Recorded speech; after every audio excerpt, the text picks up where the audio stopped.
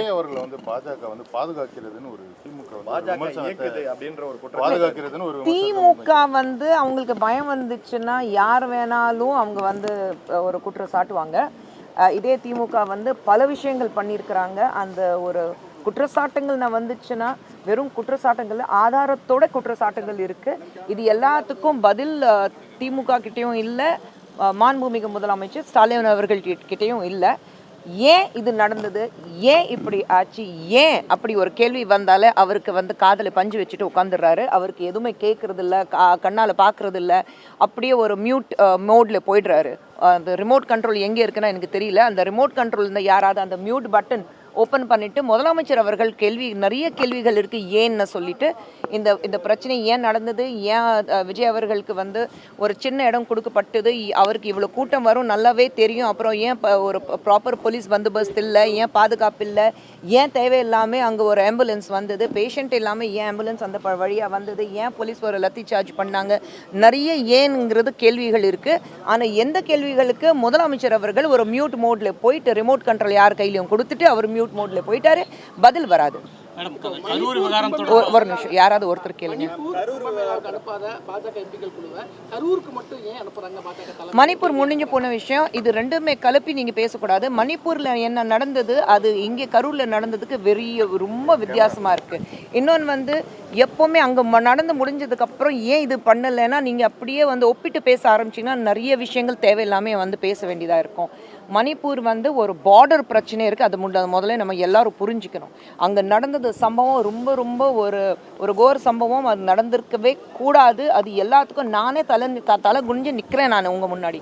ஆனால் அது வந்து ஒரு பார்டர் பிரச்சனை இருக்குது, கரூரில் நடந்த பார்டர் பிரச்சனை கிடையாது. தயவு செஞ்சு இது ரெண்டுமே ஒப்பிட்டு யாராவது பேசுனாங்கன்னா தேவையில்லாத பிரச்சனைகள் கிரியேட் பண்ணுறதுக்காக தான், இல்லை தனக்குன்னு ஒரு சாதகமாக ஒரு விஷயம் இருக்கணும், நான் ரொம்ப புத்திசாலி அதனால தான் ரெண்டு ஒப்பிட்டு பேசுவேன்னா தன்னுடைய புத்திசாலித்தனத்தை காட்டாமல் தன்னுடைய முட்டாள்தனத்தை காட்டுறதோ இது நான் எடுத்துப்பேன்.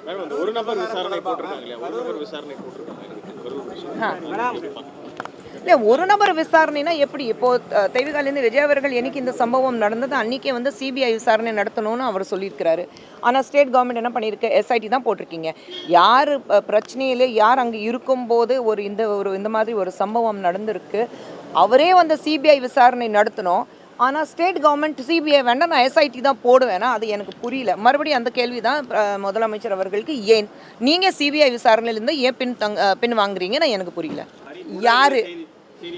யார் சொல்லியிருக்கிறாங்க? இல்லை, யார் அந்த இல்லை, இது அதுதான் சொல்கிறேன். இந்த மாதிரி எல்லாரும் கேமரா முன்னாடி இந்த யூடியூபர்ஸோ இல்லை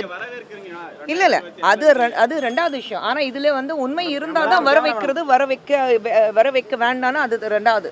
ஆனால் இது விஷயங்கள் வந்து கேமரா முன்னாடி உட்காந்துட்டு ஏதோ அரசியல் பற்றி அவங்களுக்கு தெரிஞ்சு, இல்லை பிரதமர் மோடி அவர்கள் அவர் தான் முன்னாடி உட்கார வச்சுட்டு அவர்கிட்ட ஆலோசனை நடத்துனதுக்கப்புறம் தான் இந்த மாதிரி விஷயங்கள் வெளியில் வருது, இல்லை விஜய் சார்பாக விஜய் தரப்பில் யாராவது அவங்கக்கிட்ட பேசி தான் இந்த விஷயங்கள் நடக்குதுன்னா இது வந்து சும்மா அந்த யூடியூபர்ஸோ இல்லை சில பேர் வந்து கேமரா முன்னாடி உட்காந்துட்டு 2 மினிட் ஃபேமுக்காக அரசியல் என்னை விட வேறு யாருக்குன்னு தெரியாது அப்படி பேசவங்களுக்கு பதில் கொடுத்துட்டு உங்கள் டைம் வேஸ்ட்டும் எங்கள் டைம் வேஸ்ட்டும். மேடம், இப்போ அங்கே வந்து தலைமையோ அல்லது இரண்டாம் கட்ட நிர்வாகிகளோ 41 பேர் இறந்து போன கரூருக்கு வரலை அப்படிங்கிறது தவைக்க மீது வைக்கப்படக்கூடிய ஒரு மிகப்பெரிய குற்றச்சாட்டாக இருக்குது. அப்படி ஒரு பார்ட்டியில் இருக்கக்கூடிய ஒரு பர்சனை இந்த விஷயத்தை நீங்கள் எப்படி பார்க்குறீங்க? இல்லை, கரூரில் நடந்த சம்பவம் நடந்திருக்கவே கூடாது.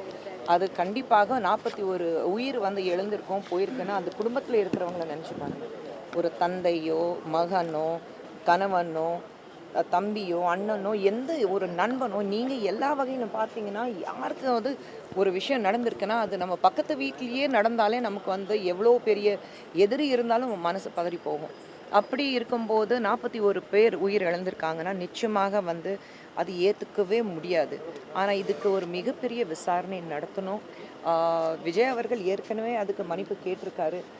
அங்கே போனால் என்ன நடக்கும் அதுவும் ஒன்று இருக்குது. நான் எல்லாமே வந்து ஒரு 2 மினிட் இன்ஸ்டன்ட் நூடுல் மாதிரி இதுக்கு ஒரு சொல்யூஷன் இருக்கணும்னு யாருமே எதிர்பார்க்கக்கூடாது. இது வந்து நிச்சயமாக ஒரு மிகப்பெரிய கம்ப்ளீட் இன்வெஸ்டிகேஷன் நடத்தினதுக்கு அப்புறம் தான், விசாரணை நடத்தினதுக்கு அப்புறம் தான் இது பற்றி நம்மளால் பேச முடியும்.